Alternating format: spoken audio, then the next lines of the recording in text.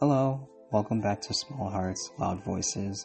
I am Adrian Adair, founder of Heartbeat Forward, and this is the podcast dedicated to making congenital heart disease impossible to ignore. In episode 1, we talked about the number 1 in 100. In episode 2, we talked about tetralogy of Fallot, 4 defects, 1 heart, 1 child. Today we go somewhere different. Today we do not talk about a diagnosis.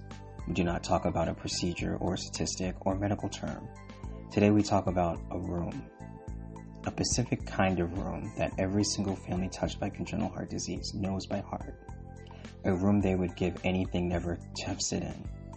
A room that once you have been inside it, you never fully leave. Today we talk about the waiting room. Let us get into it. Here is something most people don't know about congenital heart disease. It does not end. A child born with a congenital heart defect is not cured by their first surgery. For most CHD children, that first surgery is the beginning of a lifelong relationship with hospitals, cardiologists, monitoring, and procedures that stretch from infancy through childhood, through adolescence, and into adulthood. The average child with a complex congenital heart defect will undergo multiple open heart surgeries before they reach adulthood. Many will require cardiac catheterizations, pacemakers, valve replacements, and ongoing medical management for the rest of their lives. Approximately 1 million adults in the United States alone are currently living with congenital heart disease, many of them managing conditions that were never expected to reach adulthood a generation ago. What that means in practical terms is this. There is not one waiting room, there are many. There is the waiting room when the diagnosis first comes. There is the waiting room before the first surgery. There is the waiting room at 6 months and at 2 years and at 7 years and at 14. There is the waiting room every single time a parent drops their child off at the doors of a cardiac unit and walks back into that room and sits down and waits for news that will either hold their world together or take it apart. That is the reality of congenital heart disease. Not one hard moment, a lifetime of them. And the families carrying that reality deserve to be seen. Okay, I want you to sit with me in a waiting room for a moment. The chairs are the color of nothing in particular. There is a television in the corner playing something no one is watching. There is bad coffee in a machine by the door, and a window that looks out onto a parking garage, and a fluorescent lighting that makes everything feel slightly unreal. A father is sitting in the third chair from the left. He has been there for 4 hours. His phone is in his hand, but he has not looked at it in 40 minutes because there's nothing on that screen that matters right now. The only thing that matters is on the other side of a set of double doors he cannot go through. His daughter is 3 years old. She went into surgery this morning. At 7:15, she was wearing a hospital gown with small yellow ducks on it, and she was holding a stuffed elephant she has kept with every night of her life. A nurse carried her through those doors, and his daughter looked back at him over the nurse's shoulders, and he smiled so she would not be afraid. He has not stopped shaking since. His wife is next to him. They stopped talking an hour ago, not because there's nothing to say, but because they have already said everything and none of it is enough.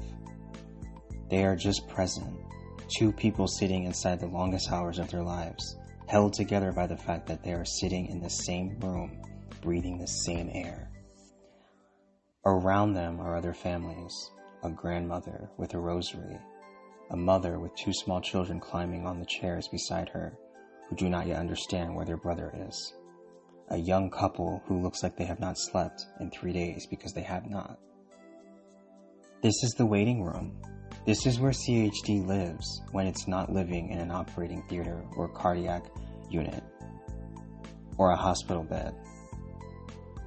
It lives here, in the waiting, in the not knowing, in the love that has absolutely nowhere to go but inward.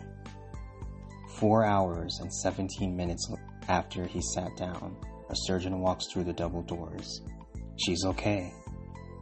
And that father puts his face in his hands and cries in a way that he's never cried before and will never be able to fully explain to anyone who has not sat in that room. There are families in that room right now, today, tonight, tomorrow morning. They are not alone, even when it feels like they are. Okay, so this is just for the parents. If you have ever sat in a waiting room during your child's heart surgery, I want you to know something. What you did in that room was one of the bravest things a human being can do. Not the dramatic kind of brave that gets talked about. The quiet kind. The kind that nobody sees. The kind that asks you to hold yourself together with nothing but love and the desperate hope that everything is going to be okay. You did that in a chair that was not comfortable, under lighting that was not kind, surrounded by strangers who were carrying their own version of your fear.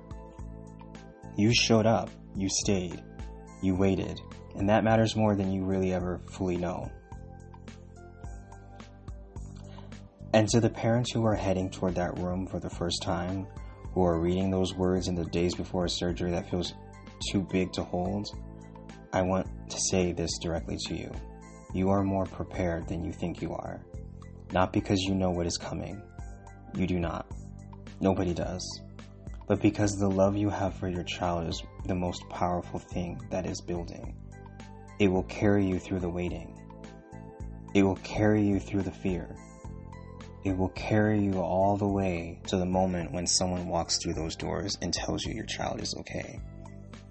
And if the news is harder than that, if you have sat in a waiting room and received words that broke something in you that has never fully healed, I want you to know that your grief is valid, your loss is real, and you are not forgotten here. This podcast holds space for every family, including yours, especially yours.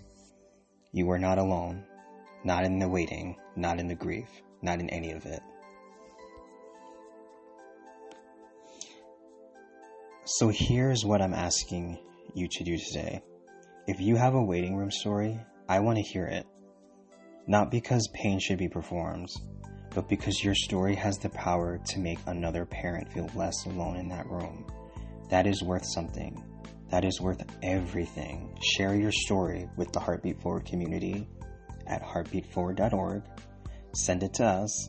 Tell us what that room felt like. Tell us what got you through it. Tell us what you wish somebody had said to you while you were sitting there waiting. Because the more we tell these stories out loud, the less invisible this community becomes. And if this episode reached you at the right moment, please share it. Send it to a CHD parent you know. Leave a review. Tell one person this podcast exists. Every share is another family finding their way to a voice that sees them. Visit heartbeatforward.org to learn more about our mission and how you can support the children and families who need it most. Thank you so much for being here for episode 3. To every parent who has ever sat in a waiting room and held themselves together by sheer love alone, this one was for you. This is Small Hearts, Loud Voices. I'm Adrian Adair, because every small heart deserves a loud voice.